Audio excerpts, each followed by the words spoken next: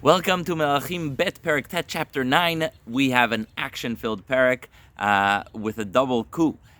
So remember that back in the day, you don't have to remember, but in Melachim Aleph, Hashem told Eliyahu two prophecies. One is he told him that he will overthrow the house of Achaav and destroy them and put in place a young fellow named Yehu as king. And the other is in the story of Achaav and his wicked wife Izebel, when they took away the vineyard of Navot, and the famous term haratzachta vegam yarashta, have you killed and also inherited, comes to place, where God tells Eliyahu, go tell Achaav, you have stolen this man's vineyard, and therefore you and your wife will die and be assassinated and buried in this area. So that prophecy did not come to fruition in the lifetime of Eliyahu, but guess who's still around? Of course, Elisha, his student, who has also many of Eliyahu's prophecies and abilities. So Elisha tells one of his students, I want you to go to the valley of Yisrael. What's happening in that valley of Yisrael? Well, the two kings of both Israel and Yehuda are going to war with Aram. They're standing there near Ramot Gilad, the mountains of Gilad, which is close to Israel, and they are prepared for war and defensive war against Aram. So they're sitting there, and so Elisha tells his student, go to the valley of Israel, and you will find a general, a war general, a military figure, and you will take this, case of oil, and you will pour it on him, and you will tell him, so has said the Lord, Hashem, God, you have been anointed for a king of Israel, and he pours and he tells him, pour the oil on his head.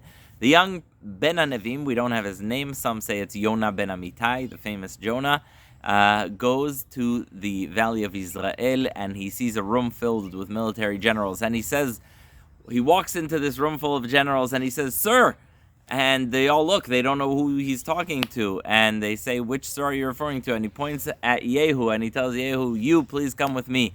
And he says, I want privacy with you. And he walks out, and he comes with him, and he says to him outside, he quickly takes the jar of oil, pours it on his head, and he says, God has anointed you king on Israel, and God has with you come to fulfill his promise to eradicate the house of Achaav and pay them for all of the evil deeds they did in killing all the prophets of God, in what they did to Navot and all the Avodah Zarah idol worship of Izebel.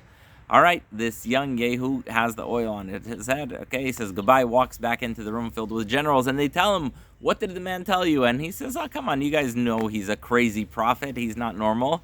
And they say, no. Tell us the truth. What did this man tell you? And he says, the man told me, God has anointed me for the king of Israel. And they all say, it's a deal. They all take their garments, they put it under him to make a throne, and they say, you are the new king. And they say, all right. And so Yehu says, okay, I am the new king, but I ask you, no one say a word. Don't let this word come out of Yisrael, because we need this plan to work. He takes a group of military folks with him, and he takes this this caravan, not really a caravan as much as a group of horses. They're riding, you can imagine the horses galloping, the dust going up, and they are charging towards King Achaz. Now Achaz was the king of Israel, as you remember, who is sitting in healing. He's in a military field hospital. He was injured in the war with Aram, and he's sitting there healing together with, Yehoram is the king of Israel, and he's there healing together with King Achaz of Yehuda.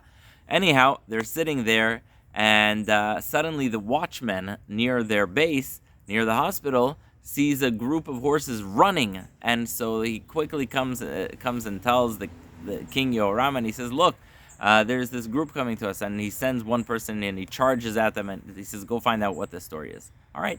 The man goes, he comes close to Yehu and his group, and he says to him, what do you guys, are you guys headed for peace or for war? He says, come join us. And immediately he joins them. Second watchman is sent to see what's going on. He says, come join us, joins them. And so both King Yehoram of Israel and King Achaz of Yehuda realize that something is wrong here. They get on their horses, their chariots, and they go towards Yehu. You can imagine this clash of these two groups. You have the group of Yehu, who is about to throw a coup, and Yehoram and Achaz, the kings of Israel and Yehuda, going towards him. And Yehoram comes towards Yehu, and he says to him, "Is everything okay? Is there peace?" And Yehu says, "How can there be peace with all of the wickedness of Izebel, your mother?" And Yehoram realizes there's a coup, and he screams to Achaz, "Look, there's a coup going on." He gets nailed by an arrow that goes right between his arms into his heart, an arrow shot by Yehu, and he's killed, and so is Achaz, king of Yehuda. So imagine that. Two kings in one shot.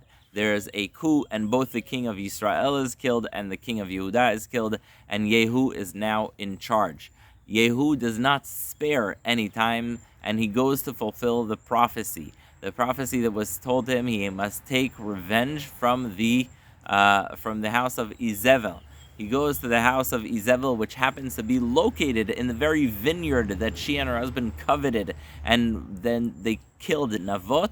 And she looks out the window and she sees Yehu charging. She was a wicked woman, so she must have figured something already was going on that's bad. And she fixes herself up and she smiles at him from the window and she says, "You have killed your master, and that's fine. That's been done before in history. I'm so excited for you. My good wishes to you for killing my son, the king. And I guess I'm in with the new regime." But he tells her, he says there's no peace with what you've done.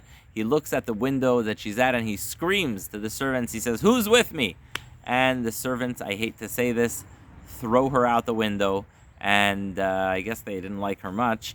And she's there, and he kills her there. And he goes inside to the house, has a meal in the royal palace. And he says, "You know what? Even though we killed her, she is the daughter of a king, the wife of a king. She deserves a royal kind of burial."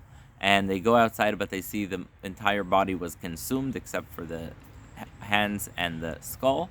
And it's exactly the prophecy that Eliyahu said, that if you covet the vineyard of Navot and kill him, then your blood will be spilled in that place. So action-packed. You have a coup.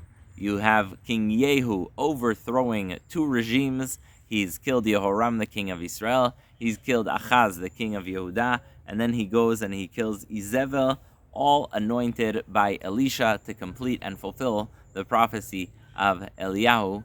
For more action, join us next perek Yud. Thank you for listening.